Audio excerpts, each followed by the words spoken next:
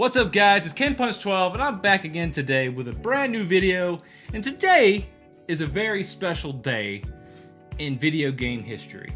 It's actually the birth of a console that happened back in September of 1999.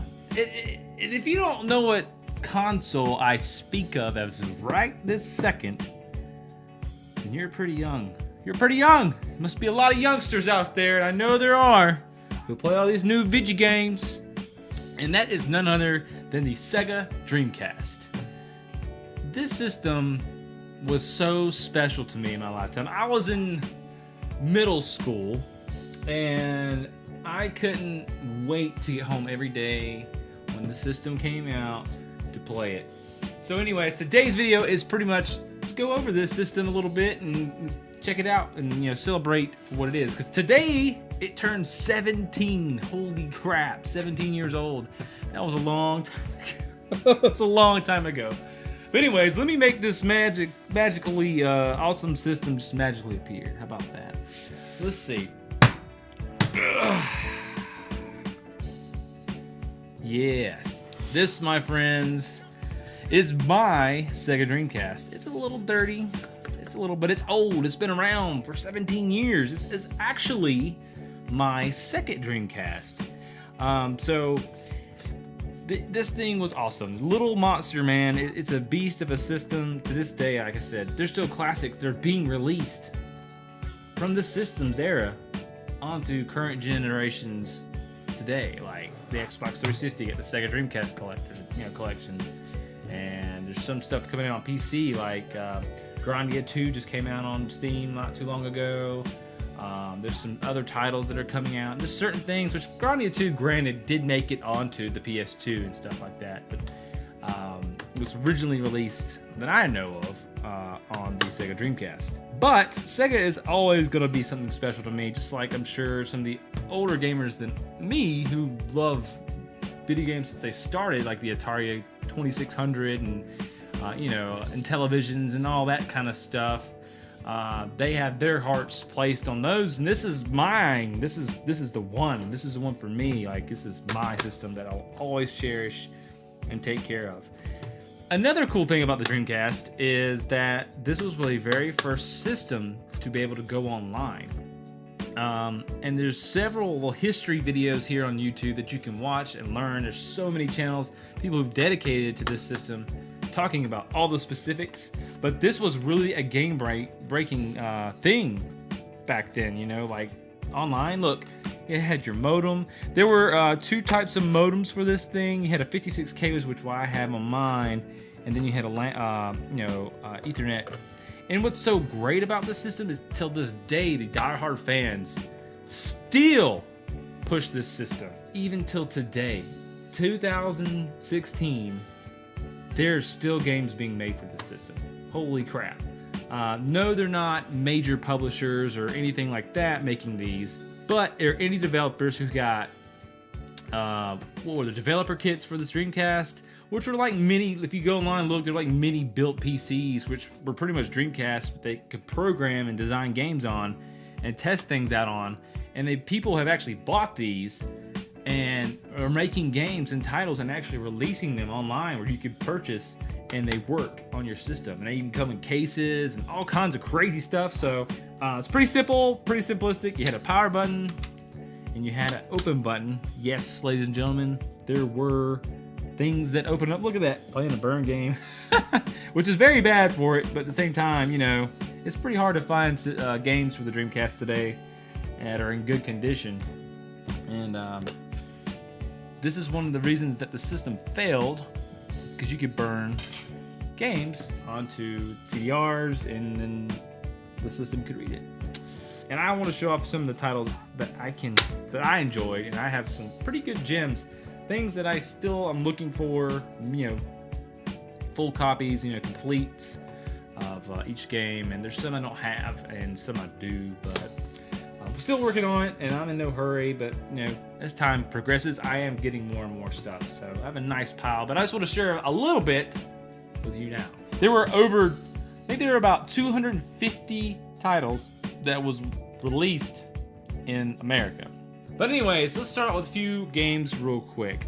Some of these are not in the best condition case-wise, but the games are still good. Let's look at this one, for example. Soul Calibur. Oh my god, love this game. Really good. Super fun fighting game. One of the first fighting games that I actually got into before I got into Street Fighter heavily. This was one I just played with my cousins and stuff like that. We had a really good time playing it. And we had our favorite fighters and such like that. But this was one of my very first fighting games I actually really got into. Skies of Arcadia. This is not complete. It's got the original back art, but it's missing the booklet. So I'm still looking for that. It's actually a 2-disc game. They actually re-released this on the GameCube, I believe. And great RPG. Good. If you can find it, if you can pick it up, you should do yourself a favor. It's a great game. Now this one, God, these things have been around a while. They've been around a while. This one, Mark of the Wolves, Fatal Fury. It's a King of Fighters title, which is amazing. And I'm actually shocked that they I guess they, what was it? Where Xbox One is doing backwards compatibility with the Xbox 360 games. And this one actually made the cut. I couldn't believe it. Like, so I can play this on the Xbox One, except for it's emulated. And if you want to be super serious and really tight timing, which this game does have some tight timing on it. But it's such a great game, man. Oh my god, I think this is one of the best looking King of Fighters games ever made. Great game. If you can find it, pick it up. Actually, this was given to me for free by I don't even remember the guy. It was such a long time ago. Probably back in 2006, maybe, sometime around there. I own the SRK forums, and I was looking for it. I was like, hey, can I find a copy of this somewhere? And this guy messaged me. He's like, hey, I've got an extra copy. Give me your mailing address, which was sketchy, but I was like, all right, whatever. And he sent it straight to me, free of charge. Didn't have to pay for the shipping or nothing. Just good guy. It's good. That's how the fighting game community was back then. People looked out for each other. Tony Hawk Pro Skater 2 destroyed this game. I obliterated. I put so many hours in this game. Me and my friend Wes back in the day. When we were young, we played the living crap out of this game. I mean, for hours, just doing silly, obnoxious stuff, just trying to figure out things, anything in the game, trying to complete any task, find new little areas, secret stuff, and we know every corner of this game like the back of our hands. Great game. And you can't have Sega without Sonic the Hedgehog. I mean, the original Sonic Adventure, great title. If you play it today, it'll feel a little odd compared to like the time. You know, the controls aren't really tight and it's a little weird. It takes a little adjusting too, but it's still a great game. It's not like your average Sonic game. I think this is where it really took off into a different direction, and the adventure titles started coming out after it. Generation after generation, instead of just a regular side-scrolling Sonic. And you can't have Sonic Adventure without Sonic Adventure 2. Sonic Adventure 2 is it's a more well-rounded game compared to the first one. Controls are better, lightning fast speeds, you know, it's great. Good game. And then I really wish Capcom, please Capcom, do us a favor. Power Stone 3, or at least give us online Power Stone on the Xbox One or PlayStation 4, please. I'm begging you guys, please. I'm sure a lot of people would agree.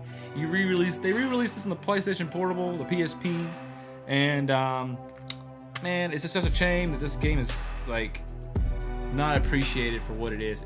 To me, it's one of the best like arena brawlers that ever exist. I love this game. Characters are so well designed, the artwork's amazing, the gameplay's awesome, super fun game. Now, this gem here is one of my favorite games of all time, and I don't care what anybody thinks. One of my favorites. Super great game. I mean, way ahead of its time, cost millions of dollars to make, and that is none other than Shenmue. I can tell you, and all my friends, and anybody who knows me, knows that this is my shit. Like, I love Shenmue. I can tell you, I beat this game like so many times, it's not even funny. I love the story. I love the characters. I love how the game is. Everything about it. Collecting stuff, figuring out stuff, being pretty much a detective, trying to find out what happened to, you know, why this man named Lon D came and killed your father, and it keeps going deeper and deeper and deeper. And then it leads up to Shenmue 2, which was sadly not released in America on the Dreamcast. I've got the PAL version, the European version, and I've got a boot disc to play this on it. It's box is a little beaten up now, but it's 17 years old, so probably 15, 16 years old now. But I don't remember the exact date this was released. But given that, I do have it, and I can't play it on my Dreamcast. The sad part is like the way it was designed. You were supposed to collect all the stuff in this game and be able to carry it on to the next game and have all your collectibles and all that stuff, but you couldn't because you have the American version and then the PAL version you want to trade over.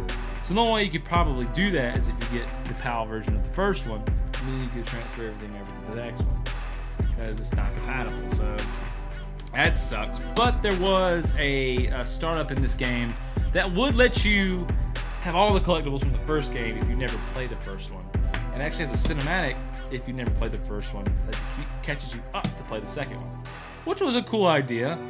They did it for the Xbox, the original Xbox, and that way, because if you never owned a Dreamcast, you see Shenmue 2 on the shelves, you're like, what the hell? But it comes to the movie, it catches you up to the second one, and it starts up right where the first one ends, and you're in China, and you're there, you're on your adventure to continue to figure out where Lon D is and find to get your revenge. But what was so sad is that the third one was never made. But we all know now that the third one is being made. It is being fan-funded. It is going to be coming out within the next year or two, I hope.